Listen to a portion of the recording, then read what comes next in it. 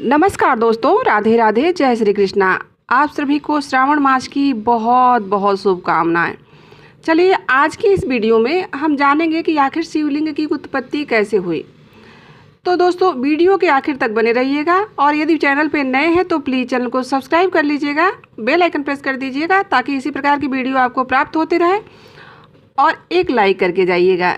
चलिए कमेंट में ओम नमः शिवाय जरूर लिखिएगा। चलिए जानते हैं कि शिव पुराण के अनुसार शिवलिंग की उत्पत्ति हुई कैसे।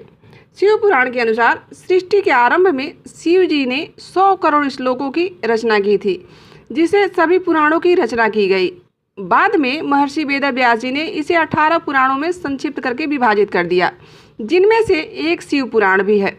इसमें कुल 24,000 श्लोक हैं और 7 संहिताएं हैं, जो शिव जी की कथा, पूजा विधि और शिवलिंग के रहस्य को उजागर करती है।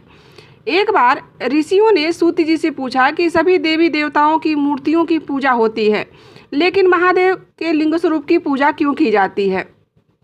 इस पर सूत जी ने कहा कि यह एक बहुत गहरा रहस्य है। खुद भगवान शिव ने बताया है कि शिवलिंग सगुण और निर्गुण दोनों के प्रतीक है, इसलिए शिवरात्रि और शिवलिंग की पूजा का विशेष महत्व माना जाता है।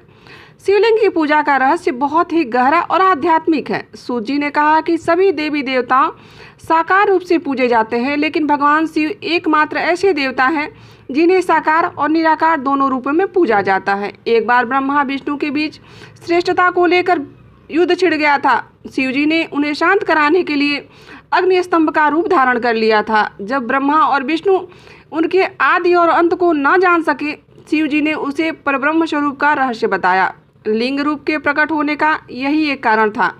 ब्रह्मा और विष्णु के सबसे पहले शिवलिंग की पूजा की थी, यहीं से इसकी परंपरा शुरू हो गई थी।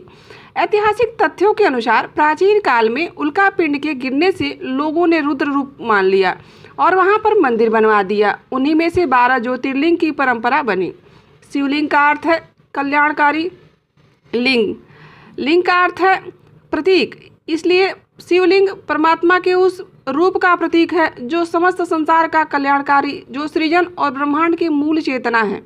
और जो लोग मूर्ति पूजा में विश्वास नहीं करते थे, वह लोग भी भगवान शिव के निराकार रूप में शिवलिंग की पूजा को अपना लिए थे। धीरे धीरे नाग, यक्ष, बुद्ध, महावीर मूर्तियाँ, फिर राम और कृष्ण की मूर्तियाँ भी पूजे जाने लगी। इस प्रकार से शिवलिंग साकार और निराकार दोनों रूप में मिलन के बिंदु हैं। शिवलिंग का महत्व बेहद गहरा है। स्कंद पुराण के अनुसार आकाश, पृथ्वी और पूरा ब्रह्मांड भी लिंग स्वरूप में समाहित है, क्योंकि यह सभी निरंतर गति में है। शिवलिंग का अर्थ है अनंत, जिसका न कोई आदि हो न कोई अंत हो। वायु पुराण में कहा गया है कि प्रलय के समय पूरा संसार शिवलिंग में विलीन हो जाएगा और सृष्टि की पुनर्रचना भी इसी शिवलिंग से होगी। इसलिए शिवलिंग को विश्व की ऊर्जा का प्रतीक माना जाता है। शिव की मूर्ति का पूजा तो होते ही है, पर लिंग स्वरूप की पूजा शिव मात्र एक ऐसे देवता हैं जिनकी निराकार रूप में भी उतनी ही पूजा की जाती है जितनी साकार रूप में। समुद्र मंथन के समय भी शिव ने विष पिया और नीलकंठ कहलाए। शरीर से उठे दाह को शांत करने के लिए शिवलिंग पर जल चढ़ाने की परंपरा उस समय से शुरू हो गई थी। हड़प्पा सभ्यता में मिले प्रमाण में बताया गया है कि वहाँ भी लिंग और प्रकृति की पूजा होती थी। लोग मानते हैं कि सृष्टि लिंग और योनि के मिलन से ही होता है, इसलिए यह पूजा दोनों के समान महत्व को दर्शाती है। शिवलिंग सिर्फ शिव का प्रतीक नहीं, बल्कि संपूर्ण सृष्टि का संकेत है। इसीलिए शिवलिंग की उत्पत्ति और उसकी पूजा से जुड़ा यह रहस्य और भी गहरा होता चला जाता है।